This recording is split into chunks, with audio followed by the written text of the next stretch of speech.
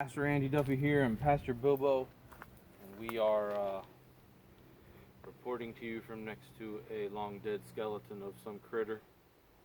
And that might seem spooky, and there's a reason for that, because our reading today is a little spooky, or at least it seems to be at first. We are continuing the stories of the first Easters according to the Gospels, and this is how the last chapter of the Gospel of Luke talks about Jesus appearing to his disciples.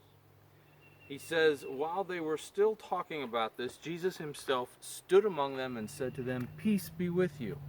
They were startled and frightened, thinking they saw a ghost.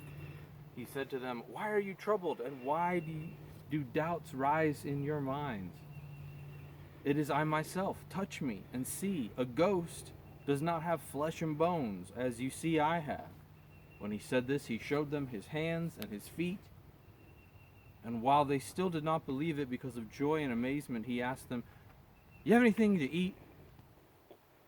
They gave him a piece of broiled fish, and he took it and ate it in their presence. He said to them, "This is what I told you while I was still with you. Everything must be fulfilled that is written about me in the law of Moses, the prophets, and the Psalms."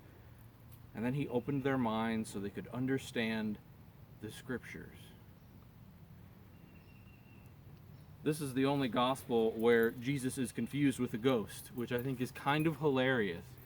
They knew Jesus was dead. Some of them had seen his body on the cross, taken down from the cross, buried in the tomb. The women certainly had been there.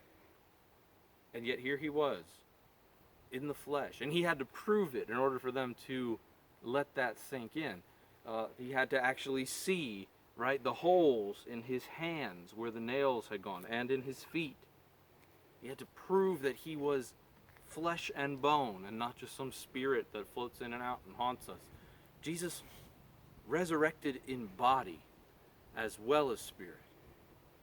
And then the next thing we know is he asked the question, which is what I ask basically every morning, one of the first things: you got anything to eat? Jesus wants to eat something. He's hungry. Even in his resurrected, new life, spring self, he gets hungry, and he has seafood, and that's great. But what does that tell us? Jesus' resurrected body, kind of like our resurrected bodies that we hope for someday, are still going to be physical. We still experience the joys of what it means to be physical people with flesh and bones and muscles and senses.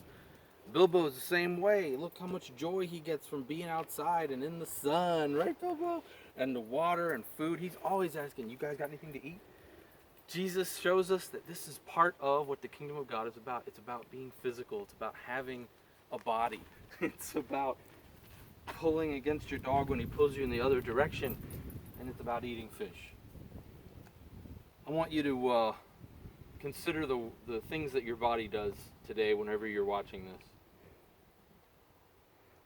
Try to look past the pain, the stress, the pressure, the aches, and think about how your body will be similar to what it is today, and yet somehow better, perfected, like Jesus' own.